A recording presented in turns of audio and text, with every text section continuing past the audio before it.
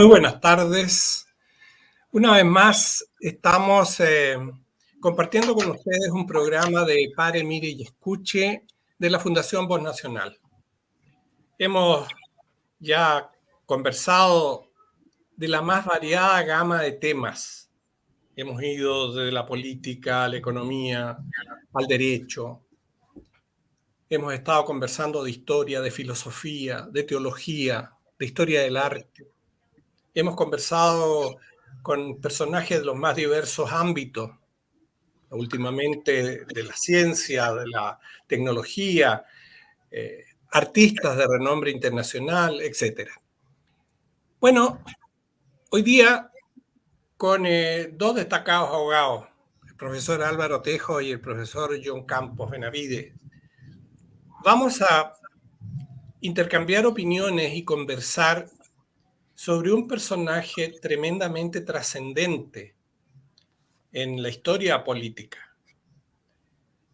Vamos a hablar de Nicolás Maquiavelo y su influencia en la política incluso de hoy.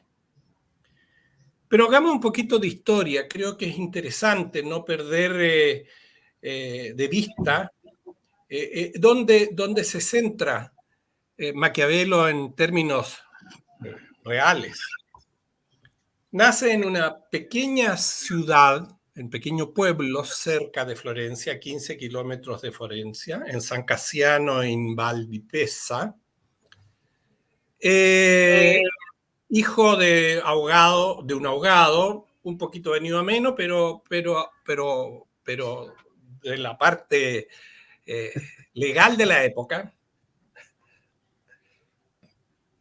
Al poco tiempo de estudiar en la Universidad de Florencia, empieza Maquiavelo a tener cargos de relevancia en el Estado, en la República de Florencia.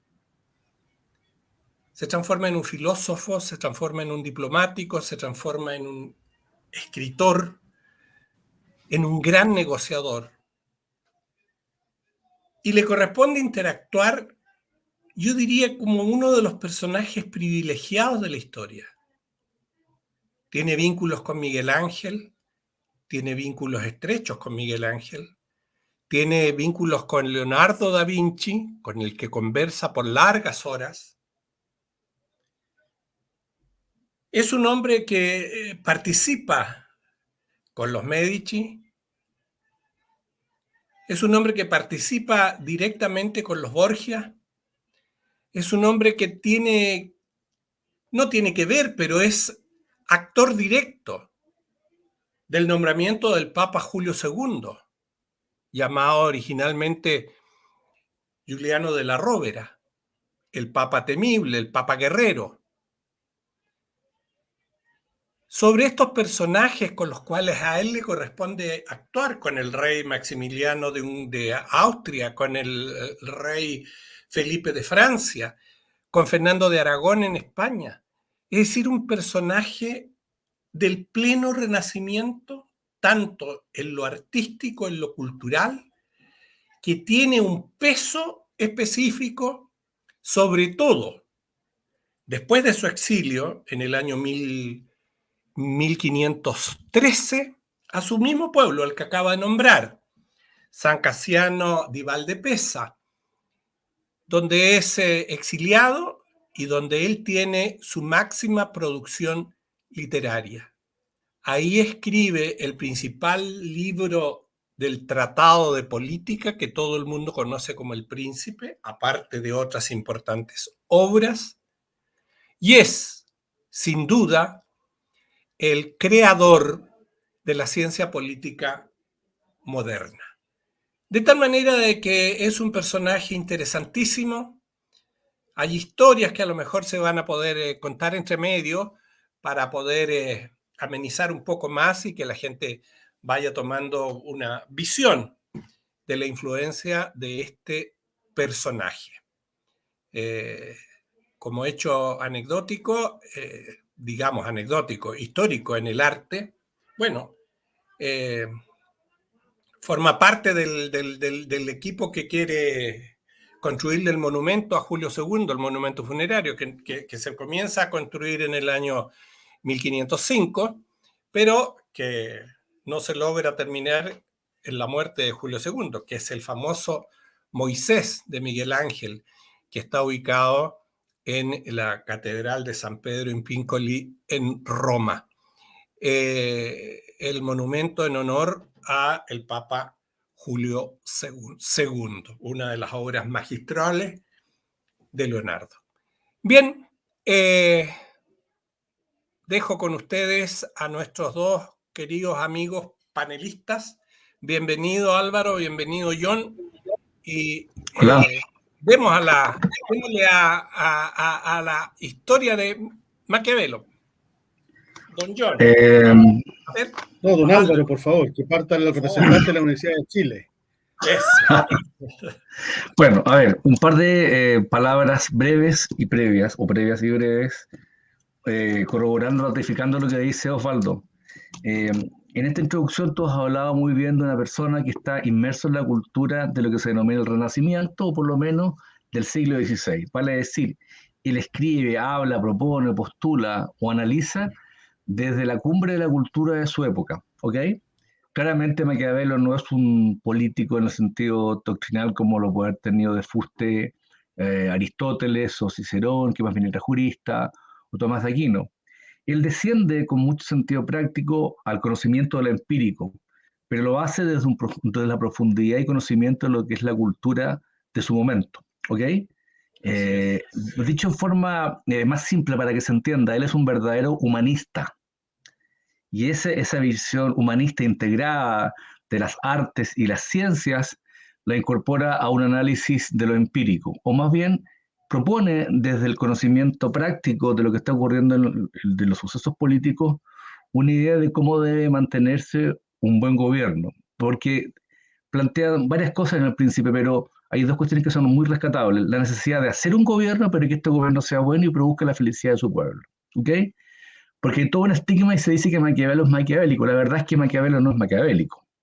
Maquiavelo responde dentro de un proyecto, de un suceso histórico del Renacimiento o del siglo XVI, a un cambio estructural muy fuerte que exige la determinación para la configuración de la unidad de las repúblicas o de los estados.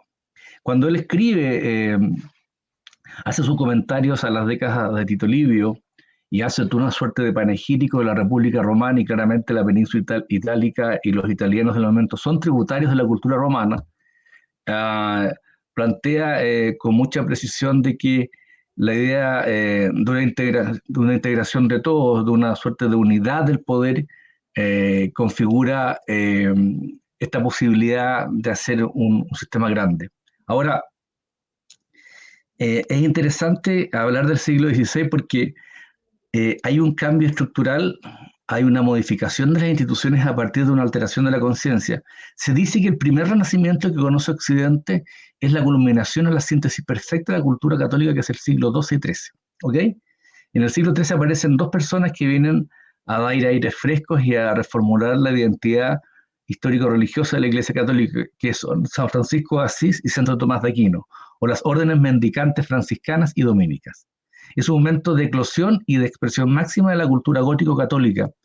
Y después de ese siglo XIII empieza toda una debacle y un cambio desde el punto de vista, curiosamente, quizás porque es un momento de culminación del proceso histórico y cultural, y a partir del análisis pormenorizado, crítico, dialógico y dialéctico de las universidades como las de París, Oxford, Cambridge, y después vendrá Salamanca, empieza a producirse una suerte de debacle de esta unidad cultural y política, el imperio, ¿ok? Y cuando llegamos al siglo XVI, vemos una Europa muy desmembrada, con un proyecto histórico y cultural que ya no concita ningún tipo de adhesión, y hay que suplantarlo. Dicho en términos modernos, hay que proponer un nuevo discurso y un nuevo orden, ¿ok?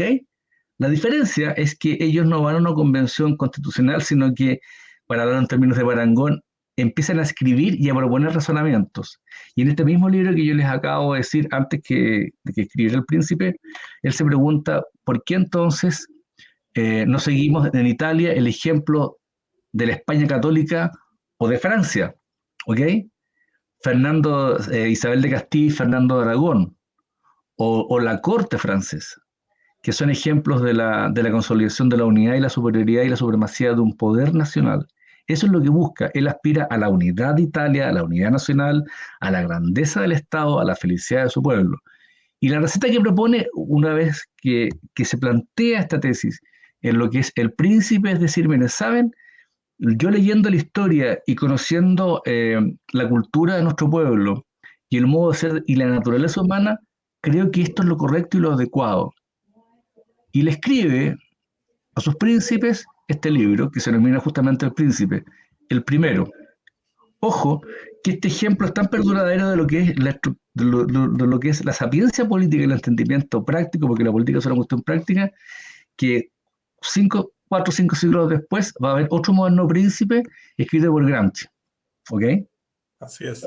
Otro gran italiano de otro paradigma. Entonces, esta idea de configurar un orden aparte de su misma causalidad, que es el poder supremo, es un tema muy interesante de analizar.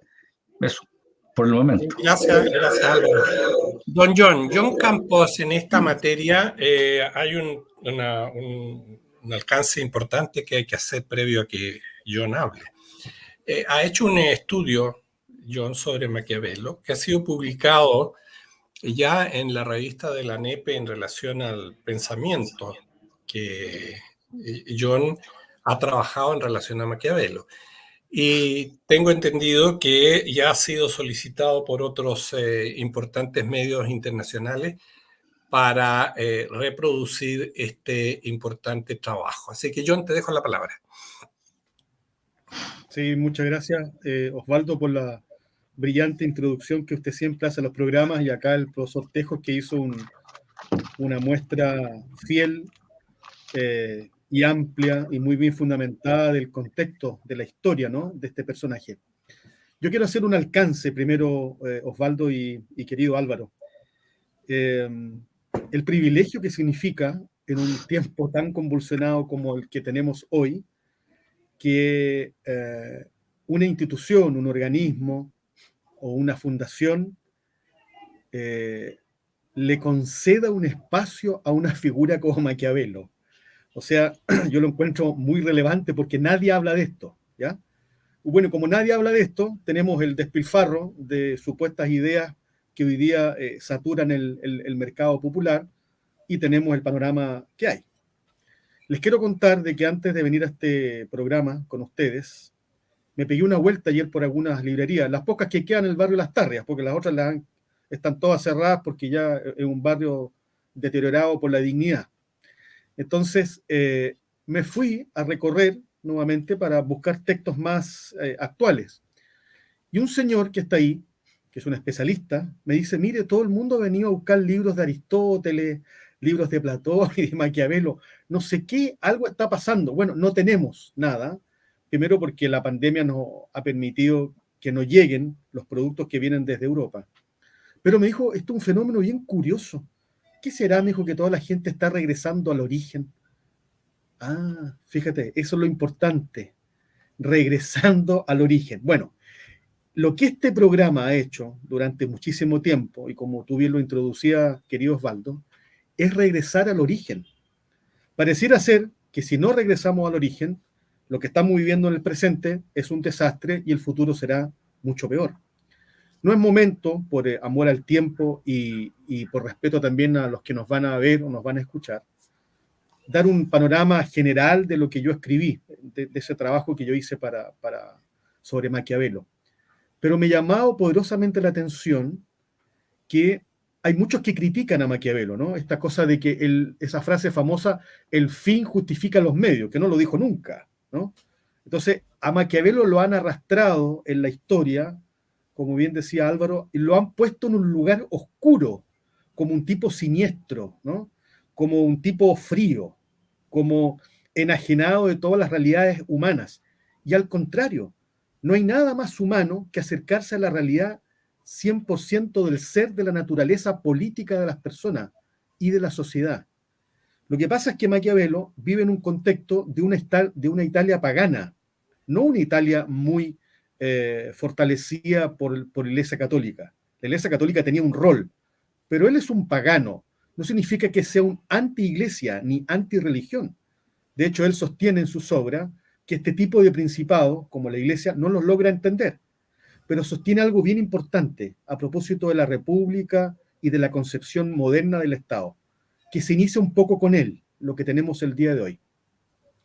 Él dice que la importancia que tiene que tener el príncipe, es decir, el que gobierna, tiene que tener claramente un liderazgo y tiene que estar desprendido de todas las concepciones posiblemente religiosas de la época. No significa que Maquiavelo sea un amoral o un inmoral. No, no, no. Ni tampoco es un anti-iglesia. Maquiavelo es esencialmente realista y parte de la concepción de que el ser humano es esencialmente egoísta en su funcionamiento como sociedad. Por lo tanto, fortalece la institución que se llama Estado, Estado o República, o ciudad-Estado, para que efectivamente las virtudes del líder, del príncipe, sean las que conduzcan los destinos de la ciudad y alcancen, por supuesto, la perfección. Hoy día, esta concepción moderna que tenemos nosotros de la política carece justamente de esto. Los políticos, entre comillas, nunca han entendido el rol que tienen. Creen que están trabajando para ellos o produciendo poder para ellos. El poder está sobre ellos. Ellos están al servicio del poder, del gran poder, de la gran concepción del Estado. La crisis que tiene nuestro país, la crisis que tiene el mundo, pero nos vamos a detener en nuestra propia crisis, es gente que ha ganado las elecciones desde el punto de vista de la República democrática, del voto, de la confianza de la soberanía, y nunca ha entendido el rol que tiene. Es decir, empiezan a tomar decisiones o dejan de tomar decisiones nuestras autoridades, no pensando los intereses nacionales, no pensando los grandes intereses morales y éticos que tienen que conducir una sociedad, sino que pensando en sus propios intereses. Por lo tanto, son un atentado a la concepción del Estado y de la República y de la ciudad-Estado. Por eso nuestras ciudades a nivel nacional son un caos, porque no hay autoridad que dirija, ni hay parámetros que dirijan. Entonces, la figura de Maquiavelo es muy relevante. ¿Por qué? Porque ilumina al príncipe moderno. El príncipe moderno. El príncipe moderno es el político de ahora. Esa es la crisis que tiene este país.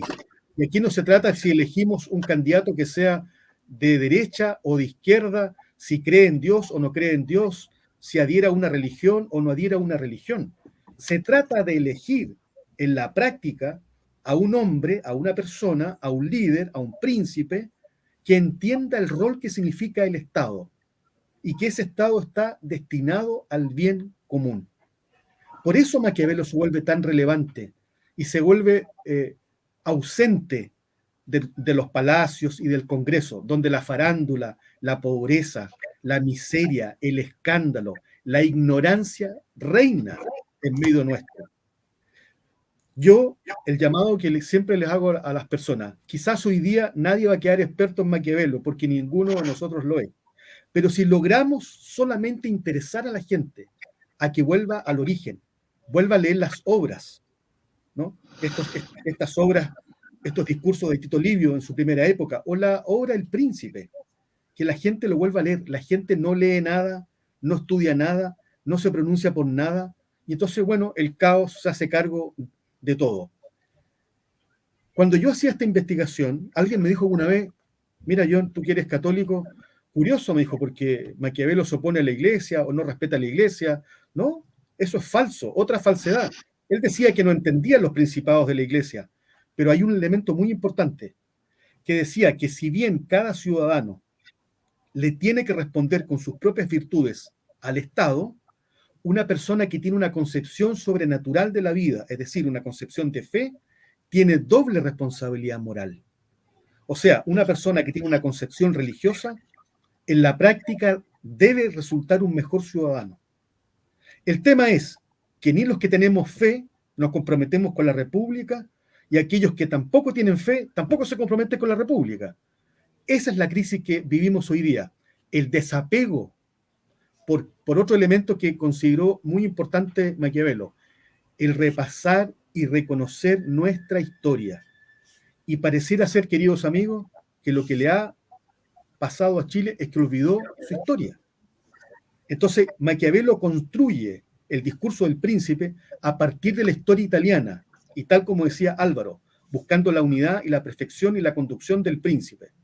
A Chile, ¿qué le ha faltado? Le ha faltado recuperar su historia, reconocer su historia, y otra cosa, valorar la historia. Por eso estamos cometiendo los mismos errores. Y hay gente que hoy día dice, oye, han pasado 40 años y vamos a regresar a una unidad popular 2.0. Obvio, es natural, es lo que le acontece a este país cada 40 años. Caemos en una especie de crisis para volver a reinventarnos.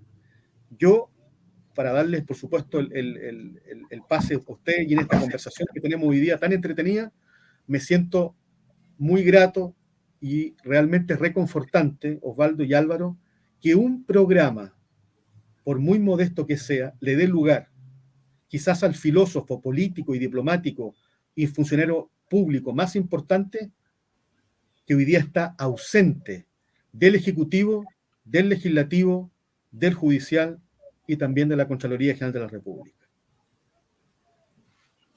Gracias, John. No, es verdad lo que se ha planteado en esta primera parte del programa. Sin duda que Maquiavelo en esto fue escribiendo producto de por lo que ocurre con los grandes hombres. Cuando los pensadores de fuste y dicen la verdad, bueno, son marginados. Los Medici finalmente terminan exiliándolo, no en forma tan benévola.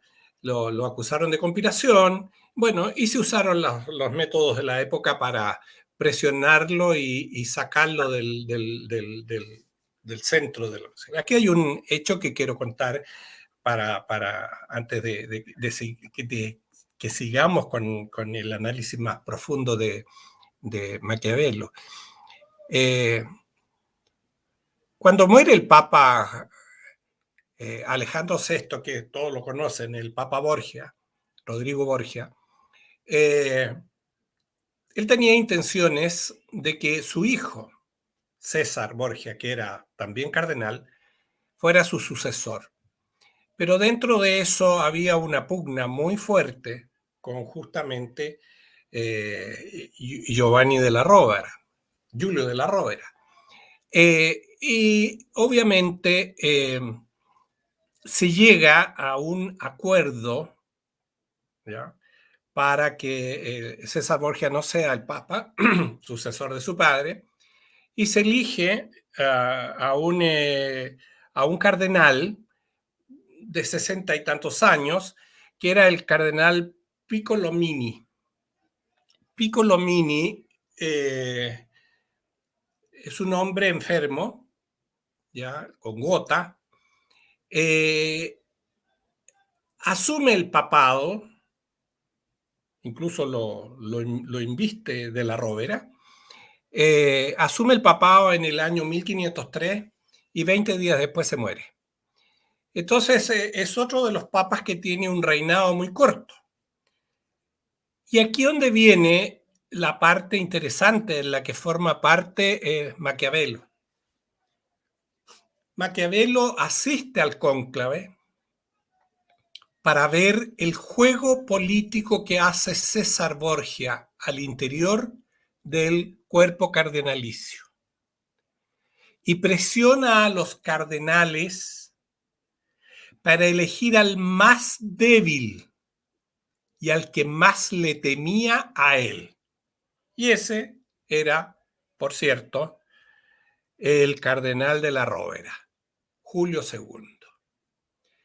En el libro de Maquiavelo queda claramente especificado en el capítulo 8 que no hay que despreciar al enemigo, porque justamente el cardenal Papa Julio II se encarga de perseguir a César Borgia y dejarlo en la ruina más absoluta. Eso como un alcance histórico que es interesante de comentarlo. Álvaro. Una cuestión que atiñe a la contingencia y el que pueda entender que entienda. Es tan cierto lo que tú dices que uno no puede despreciar al enemigo, que el efecto negativo o propiciatorio de lo malo es que, por ejemplo, vienen ebriedades anticipadas de victoria. Hay gente que anda en una ebriedad anticipada, armando equipos sin programas, o programas sin equipos, fabulando a través de las redes que está todo ganado. O sea, como las vírgenes necias parece que dejaron de lado la prudencia y estar siempre vigilantes. Así que el que pueda entender, que entienda. Eso es lo primero. Es que eso es lo que estoy diciendo. Bueno, pero si se trata de esto, tu programa, si este programa es con bisturí, pues, no es con algodón. Ebriedades anticipadas, con malos candidatos, sin capacidad discursiva. Pero dicho eso, también retomo algo que planteó con mucha precisión John Campos. Dice, acerca del olvido, si este país, o nuestro país, porque somos chilenos y somos patriotas, ha olvidado y sobre todo ha menospreciado la historia, se expresa en su falta de identidad. Cuando uno ve un conglomerado tan que uno podría jugar positivamente por pluralidad, pero uno tiene que jugar en forma realista por desintegración, de tanto grupo, de tanta oferta, de tanta propuesta, con absoluta falta de seriedad lingüística incluso, o algunos con guitarreo o guitarreo vulgar en la Convención Constitucional. Uno se da cuenta que se ha perdido el modo de ser. El modo de ser es lo que es la orientación que nos da la nación, nos da la tradición histórica, y el modo de ser lo que es un mínimo de dignidad estética para presentarse y representarse. ¿Ok? Eso pasa. Y eso es un mal que aqueja a la sociedad chilena desde la cúspide de su poder, en quienes se encarna en los pasillos palaciegos con su gente, que no entiende lo que está pasando en este país, hasta los grupos políticos que van de un extremo a otro, que tampoco tienen conexión con la realidad y con el mundo, con la sensibilidad del chileno real. Parece una frase un poco no de demagógica, digo yo, de propaganda, pero yo no soy candidato, así que yo lo puedo decir abiertamente. No hay una conectividad, una conexión con el Chile real. Ocurre que Maquiavelo sí tenía conexión y se entendía perfectamente bien. Él sabe que vive una época convulsa y no es que se alce contra la Iglesia. Lo que él entiende es que en este proceso de deformación y de cambio de la Europa, que desde la serie de la cultura gótica y feudal del siglo XIII empieza a declinar por razones de carácter histórico y sobre todo de pensamiento, de reflexión filosófica, a partir del voluntarismo, el nominalismo, de todo lo que va a escribir Guillermo de Ockham, Duns Scott o Marcelo de Paua, se da cuenta que la Iglesia ya no cumple esa función en que, de modo, aunque fuera eminente, lograba conciliar la unidad de la cristiandad. Justamente los estados pontificios eran uno de los tantos reinos de la Italia que disputaban o se disputaban el poder. ¿Okay? Y Julio II a veces más se recuerda como victorioso o intento de victoria de las batallas campales que como vicario de Cristo. Y no estoy diciendo que no sea correcto que el vicario de Cristo de las batallas, estoy diciendo que más bien se le asocia, incluso cinematográficamente, a las convulsas batallas campales contra los otros reinados, ducados o repúblicas aristocráticas como la de Venecia, así es la denominación, oponiéndose, habiéndose zafado el norte de Italia del imperio de los alemán de los Hohenstaufen, pero enfrentándose al emperador católico Augsburgo o al emperador de Francia, o al pretendido emperador de Francia, porque el imperio de Francia se hace después. Entonces, en ese mare magnum de problemas, en esa partición, en esa división, se da cuenta que ya la Iglesia no está cumpliendo su función integradora. La Iglesia como institución política de diseño de gobierno. Y lo que tiene que hacerse es un Estado, o el planteo de una república, un principado, o sea, una síntesis de poder que aplaque esta convulsión, esta facción, este fraccionamiento de la Italia, que un día fue, digamos, el ámbito, digamos, del gran imperio romano, y se imponga un orden que, como es propio de la naturaleza del Estado, sea hegemónico, ordenador y configurador de un sistema de vida. Lo que pasa que hoy día estamos, no tan solo hay una corrupción valórica, sino que intelectiva. Entonces, todos miran con exacerbación al mundo liberal desde el punto de vista económico, político, y creen que el elemento fundante del sistema es el individuo. No, son las personas que viven en comunidad, los derechos se ejercen en comunidad, las libertades son en un orden comunitario, porque si yo declaro que tengo derecho a exigir un espacio, ¿ante quién lo ejerzo? Ante los otros, no ante mí mismo. ¿Ok? Y Maquiavelo, ser un hombre inteligente, educado, no un filósofo, porque él no plantea una filosofía, una teoría, no es un teorético, es más bien un teórico, o sea, explica lo que ve y dice, ¿saben qué más? En términos concretos tenemos que generar la felicidad y el bien del pueblo. Eso se logra con un sistema ordenado. Ese sistema ordenado se basa en un poder sincretizado en alguien. Ese alguien tiene que ser un príncipe, ese alguien tiene que ser un Estado superior. Ese es el ejemplo que nos da España, ese es el ejemplo que nos da Francia, y nosotros no podemos quedar atrás. Va a ser el ejemplo que posteriormente va a dar Inglaterra con Isabel I, ¿ok? Porque la convulsión de fines del siglo XV y durante todo el siglo XVI, producto del cambio de mentalidad, de la reestructuración del sistema de conciencia, de esta suerte de volatilidad y autonomía frente al poder eclesiástico por la reforma protestante, va a significar prácticamente más de 100 años de desajuste en un orden europeo que estaba cristianizado bajo una formulación de los góticos. Y Maquiavelo se da cuenta que eso ya no va a correr, no va a existir. Y eso que Maquiavelo no tenía mucha conciencia de lo que estaba pasando con los principados alemanes y lo que iba a venir posteriormente con Lutero. Pero él se adelanta. ¿Y por qué se adelanta? Pues bueno, muy simple. Esto tampoco es muy novedoso desde el punto de vista epistémico o metodológico. Se adelanta porque se pone a pensar y observar, por así decirlo, el método empírico, que fue lo que enseñó Aristóteles. Cuando la gente se da de analistas en un plano de lo social, de lo sociológico, de lo político, lo primero que tiene que hacer antes de seguir cualquier tipo de metodología, por muy relevante que ésta sea, y las encuestas también, aunque son metodológicamente muy afirmadas, también se equivocan, es analizar, observar, detenerse, digamos, en el mare magnum, en el tráfago de la contingencia, de decir, a ver, observo qué está pasando.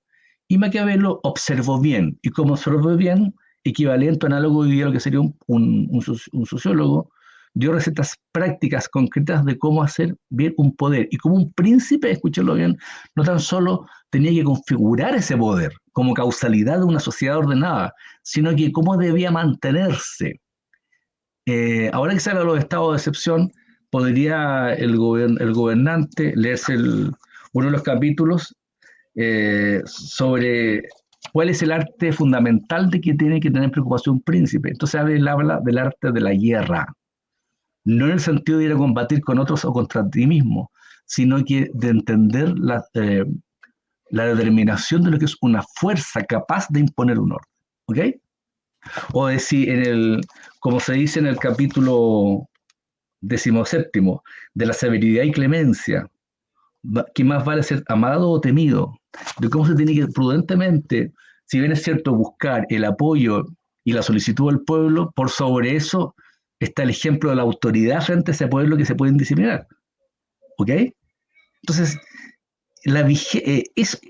eso significa su universalidad. Vale decir, más allá del proceso histórico, es capaz de entender, como decía John, desde lo que es la propia condición y naturaleza humana, desplegada, grupal, gregaria y socialmente, lo que es el modo de ser que nos debe conducir a entender que esto es la forma correcta de organizarnos políticamente. Por eso, y ojo, que desde el punto de vista epistémico es capaz de adelantarse a lo que casi un siglo después va a escribir Thomas Hobbes.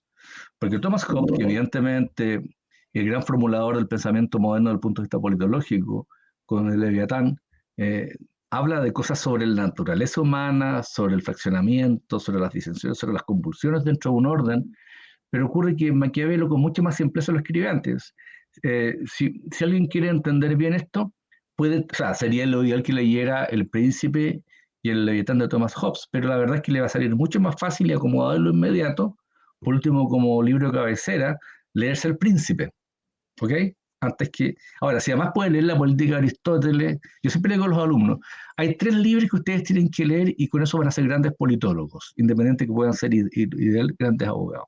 La política de Aristóteles, El príncipe de Nicolás Maquiavelo y En la lealtad de Thomas Hobbes. ¿Ok? Cultura que puede ser o no pagana, pero más allá de eso, de su religiosidad o irreligiosidad, porque estoy de acuerdo que no es antirreligiosidad en el caso de alguno, es reconocimiento desde la empiria, desde el análisis, desde la observación a lo que es la verdadera naturaleza humana. ¿Y sabes por qué hay que no temerle? Porque yo que soy católico entiendo que nosotros fuimos expulsados del paraíso terrenal y somos una naturaleza caída. Esas naturalezas caídas requieren órdenes bien instalados. Eso. Muy bien. Es cierto, digamos, que el planteamiento que hace Álvaro apunta a lo medular de lo que estamos conversando, pero también hay y yo quiero retomar una de las ideas que ambos han dicho aquí. Maquiavelo es un promotor de la unidad, obviamente, de los distintos estados de Italia, para fortalecer un concepto que él en su libro lo dice y lo llama como tal, patria. Y en ese contexto, él sostiene, básicamente, que con unas palabras exactas que él emplea, con algo así como maledicencia contra la patria, obviamente, con gloria, la patria igual debe defenderse. Y aquí surge, John, algo que te quiero preguntar. Surge el concepto, y que se lo expliques a la gente, a nuestros auditores, surge, yo creo que con mucha fuerza, el concepto de razón de Estado. Entonces, no sé, te dejo la palabra, John. Sí, no, encantado. Bueno, retomando un poquito lo que había anunciado Álvaro antes, la crisis que nosotros tenemos como sociedad es justamente esa, ¿no? Es la falta de la capacidad de reconocer en aquellos principios, lecturas, fundamentos filosóficos y políticos que inspiraron el ordenamiento universal, ¿ya? A mayor abundamiento, aquellos que profesamos una fe, tenemos una doble responsabilidad, porque nuestra concepción de vida efectivamente debería iluminar las realidades temporales y hacerlas mucho mejor y más perfectibles. Estamos llamados a hacer una diferencia, dar a Dios lo que sea de Dios y al César lo que es del César, ¿no? Y al César lo que tenemos que dar es fortalecer ese concepto de unidad en el orden, ¿ya? Y a propósito, Osvaldo, de tu pregunta, las razones de Estado son las que están faltando hoy día. O sea, no solamente falta Maquiavelo, falta Aristóteles, falta la lectura del príncipe, falta esto, pues. Las razones de Estado, cuando el príncipe moderno, tiene que tomar ciertas decisiones, que son un conjunto, ¿no es cierto?, de ilegítimas decisiones jurídicas que tienden un propósito, las razones de Estado, que es garantizar la existencia del Estado y la conservación de éste. Para lo cual, por supuesto, las razones de Estado significa que hay que neutralizar todas las amenazas, tanto internas como externas. El Estado para esto, como lo conocemos, es un actor, por ejemplo, en el derecho internacional. Son los Estados los que se entienden en el derecho internacional. Entonces, de ese punto de vista, la razón de Estado debe ser siempre conducida, ¿no es cierto?, por la prudencia, ¿ya? Es un objetivo instrumental para conservar el poder. Ojo con eso, es muy importante, conservar el poder. En el caso de Maquiavelo, no tiene él no habla de razones de Estado, ¿no?, en sus escritos, pero subyace en su doctrina política, práctica, objetiva, racional y apuntada a un bien común, hacer que el Estado sea la sociedad jurídica grande, que efectivamente ordene y equilibre el desempeño, ¿no es cierto?, de todas nuestras, cómo nosotros nos comportamos como sociedad. A diferencia de Aristóteles, ¿no?, que creía mucho en la virtud y en la cosa muy positiva del ser humano, Maquiavelo entiende que la naturaleza del hombre es esencialmente egoísta, por lo tanto tiene que haber un marco jurídico como es el Estado que efectivamente ordena. Por eso, Gramsci, más adelante, a quien yo no le tengo admiración, pero lo respeto en algunos aspectos, cuando él analiza a Maquiavelo, hace un ejemplo, ¿no? Habla del zorro y el león. Entonces dice que cuando el príncipe se comporta como el zorro, aparece débil frente a la sociedad y a sus subordinados. Y si aparece como un león, sería un dictador, ¿no? Violento. Pero él dice, Gramsci, recogiendo la tipología, ¿no es cierto?, de Maquiavelo, que el príncipe moderno, la autoridad, el conductor político, tiene que ser un poco león y zorro. Porque lo que está en juego no son sus propias convicciones, sino el Estado. Y que solo el Estado efectivamente puede ordenar la sociedad. Es valiosísimo este concepto de razón de Estado. Ausente, por supuesto, en nuestros días, cuando tenemos una macrozona sur, así que llamada ahora, ciúticamente, ¿no? Macrozona sur, para no decir que hay 3 o 4 regiones donde el Estado no impera. Entonces el príncipe, al que elegimos como príncipe, el que lo elegimos en las urnas, no ha tenido la capacidad ni la entereza moral, ni el carácter moral, para dar, por razones de Estado, la seguridad que todos nosotros en legítima ley nos corresponde. Cuando usted sale de su casa y te roban en tu domicilio, cuando te matan cuando matan a tu familia, cuando el Estado no puede llegar con ciertos servicios a ciertos lugares, ahí justamente lo que hay es ausencia de razones de Estado.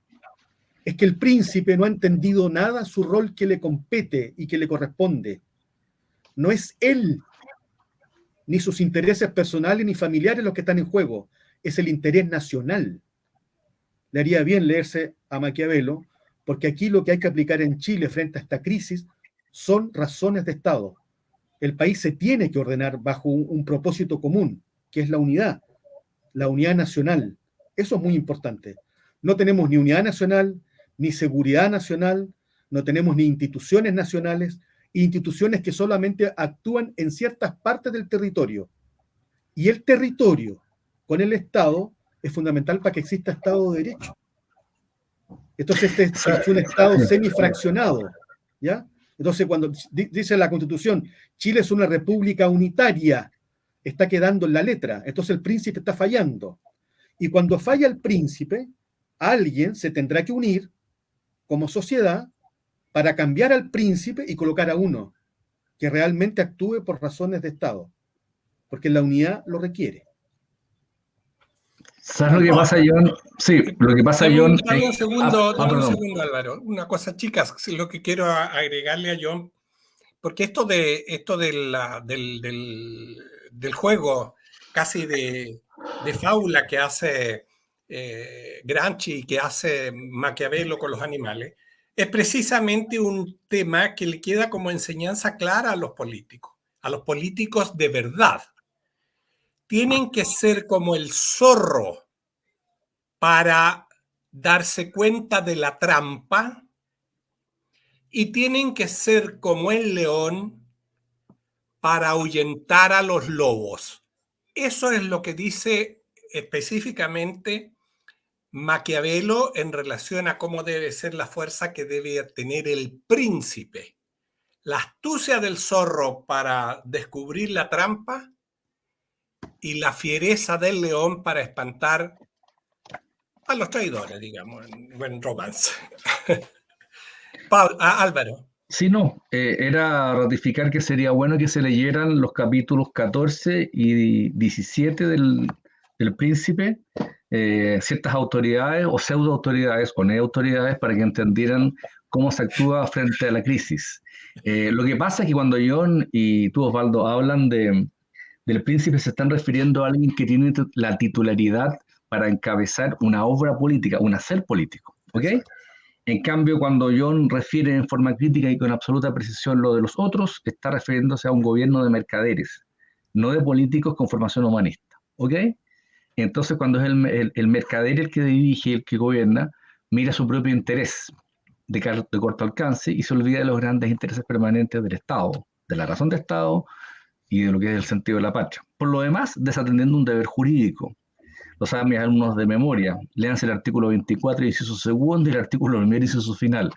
La autoridad presidencial se extiende a todo cuanto tenga por objeto, o sea, sin limitación que no sea el propio respeto a los derechos humanos, evidentemente, que no están en juego más que con respecto a las víctimas. La autoridad se extiende a lo que es todo cuanto tenga por objeto la conservación, el aseguramiento de la seguridad externa e interna, y es deber del Estado dar protección a la población y a la familia. Entonces, ni siquiera es una cuestión de teorización o de análisis propedéutico, no, es una cuestión bien concreta que está escrito jurídicamente, y la norma, la prescripción, se cumple, y para eso está el Estado de Derecho, para hacerse cumplir. Y quien la incumple o la transgrede tiene que ser convocado a los tribunales de justicia. Yo me imagino y espero, como buen ciudadano, que llegue un momento oportuno en que los responsables de esta debacle sean conducidos ante los tribunales nacionales e internacionales a responder de la abdicación del cumplimiento de sus deberes, cuya omisión significa una transgresión, porque la ilicitud es activa o pasiva, por acción o por omisión. ¿Ok?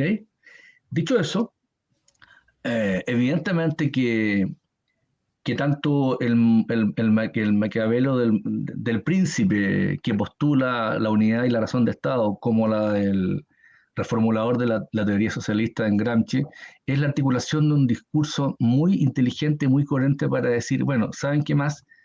Las sociedades se hacen a partir de las configuraciones de poder, de cómo estructuramos un sistema para que sea permanente. Gramsci, que era muy inteligente, se dio cuenta que la tesis a lo mejor leninista no que no fuera válida, sino que no era realizable en aquellas sociedades en que la tradición, los ejércitos, lo hemos conversado,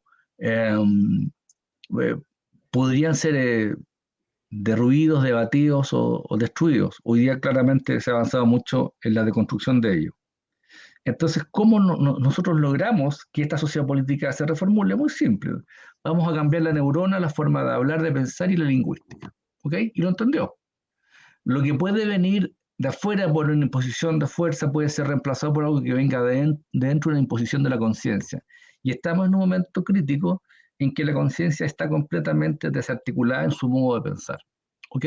Ya no es un tema de relativización, pero cuando tú tienes una relativización, al menos tienes como planteamiento verdades que se pueden relativamente o alternativamente postular. ¿Ok? ¿Será esto lo bueno? ¿Será esto lo malo? Pero en esta deconstrucción o esta destrucción, tú no tienes referentes. ¿Ok? Y quien es llamado hacer la referencia y el paradigma, por último, si le cuesta entenderlo, con ceñimiento a la norma constitucional, a la estructura de poder organizada en la cúpula que es la Constitución, es el gobernante. ¿Ok?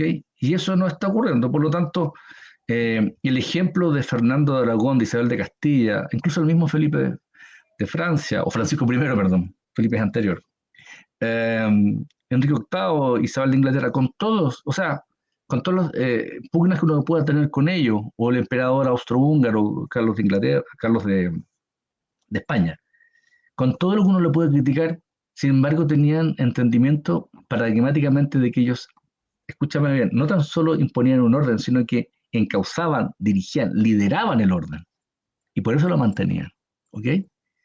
Y es tan importante esta teoría de que el Estado es una razón fundamental y permanente de estructuración del sistema político, que lo voy a un tema que es muy posterior, de una frase que me encanta a mí de Talleyrand. Bueno, como buen florentino y italiano de su época, Maquiavelo sabía mucho de relaciones internacionales y le preocupaba mucho, porque las relaciones internacionales se va contrastando la razón de Estado con mucho más claridad. Talleyrand, nos vamos al siglo XVIII, un hombre de un cinismo, pero de una fineza intelectiva superior, que hoy día tampoco se conocería ni en la convención ni en el Congreso, es requerido por Talleyrand, para los que no se escribe Talleyrand, con Y, Talleyrand, es requerido por Napoleón. Curiosamente servía a todos los gobiernos, porque él tenía una razón de Estado que era la grandeza de Francia. Entonces Napoleón le pregunta: oiga, ¿usted me puede explicar esto de lo que es el principio de la no intervención? Y Talleyrand dice: Siré, era la denominación del emperador de Francia, por los que no saben, Siré.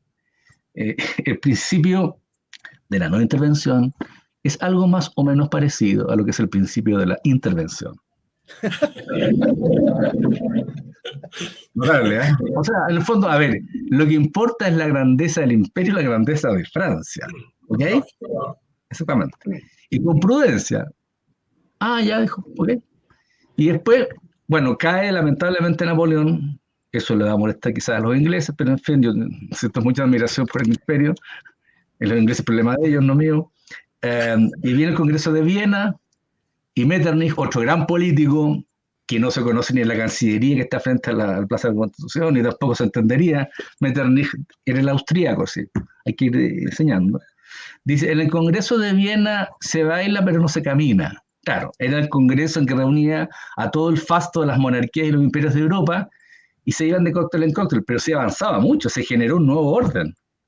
¿Ok? En el Congreso de Viena, con mucha ironía, dijo, se baila pero no se camina. La verdad es que se caminaba más de lo que se bailaba, porque la gente no se guiaba, o sea, seguramente con su inteligencia les hacía creer el fasto, pero la fastosidad era lo epidérmico. Entonces, cuando la gente, justamente por criticar las formas, la exacerba tanto como critica, se preocupa mucho de las formas, ¿ok? Entonces dicen, miren qué gente más simple, por lo vulgar, miren qué gente más sencilla, por lo grotesca. Justamente, es la versión antinómica, ¿ok? Se preocupan tanto de eso. Bueno, eso quería decir. Ellos no conocieron, o sea, ellos conocieron a Maquiavelo sí, ellos conocieron a Maquiavelo, perdón, Maquiavelo no los conoció a ellos, pero en alguna parte de la inteligencia, de la superioridad intelectiva política se topan. Eso. Gracias, Álvaro. John, ¿quieres decir alguna cosa No, casi al final del programa? No, solamente Osvaldo agradecer el privilegio de compartir este panel con tan distinguidas autoridades intelectuales de este país. Yo soy un humilde servidor, nada más. También quiero adherir un poco a hacer una especie como de reflexión final, ¿no? Creo que en este momento tan crítico de nuestra historia, tan complejo de nuestra historia, quizás el momento más complejo de hace muchísimos años, quizás los últimos 40 o 50 años, y quizás los 100 años, ¿ya? Porque por último, antes los príncipes morían en su feudo, en sus castillos, o terminaban con sus vidas, pero con ciertas convicciones. Hoy día eso tampoco se da, ¿no? Yo creo que si logramos en este programa que las personas vuelvan a temperar su corazón y su alma por la historia de Chile, por nuestra propia historia, por nuestras convicciones, por generar un espacio, ¿no es cierto?, de reflexión profunda y de convicción de que el cansancio de los buenos es lo que le afecta a nuestra sociedad. La gente buena se resta, no habla, no participa, no discute, no propone nada. Se queda en sus casas, ni siquiera para ir a votar.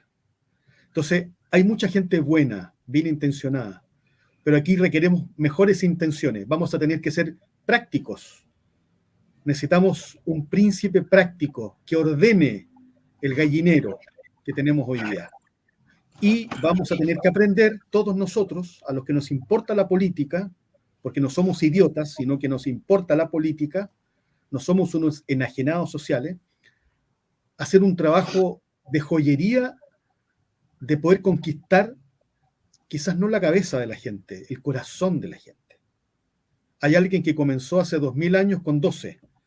Este programa también tiene que humildemente generar más espacio para revertir en parte lo que se nos viene. Yo le he dicho a Osvaldo muchas veces, y lo hemos conversado, es triste lo que le pasa a este país. Es para sentarse y ponerse a llorar.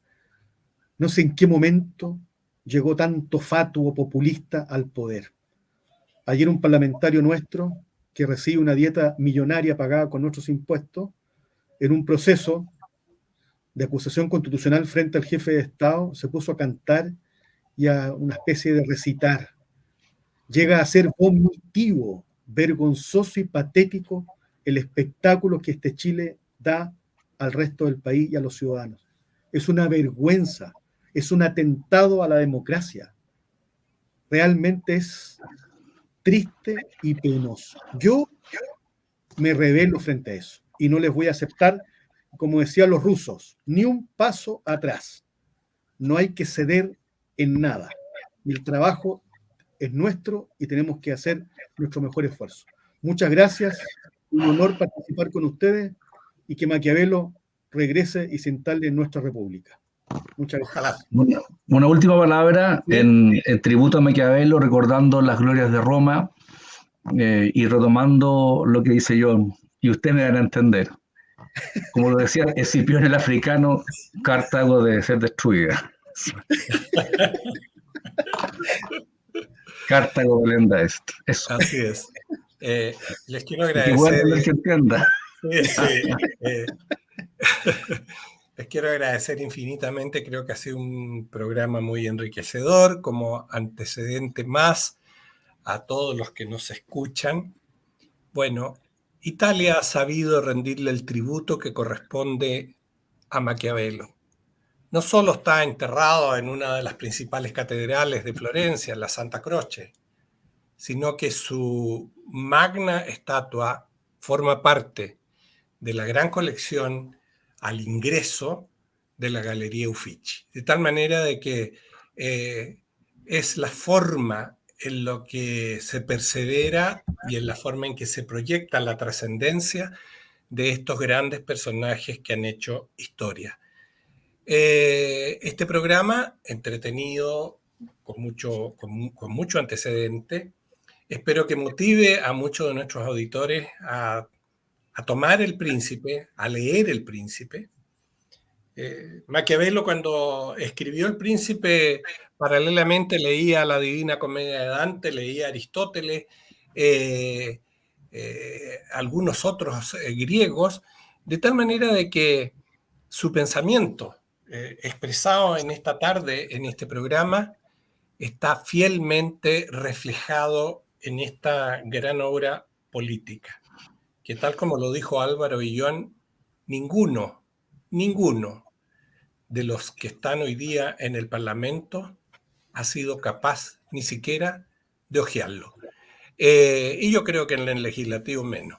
Así que yo, con mucho agrado, me despido de ustedes porque ha sido una gran contribución y los dejo cordialmente invitados para la próxima semana, en que Jorge será el conductor del programa y abordaremos, junto con Álvaro, un tema que también es interesante de tenerlo muy presente. Es un gran problema que tiene Chile, que es el problema antártico.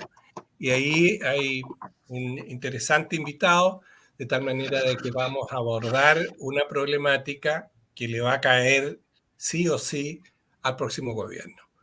Muchísimas gracias y cordialmente invitados para más adelante. Chao, Álvaro. Gracias a Voz Nacional. Que estén muy bien.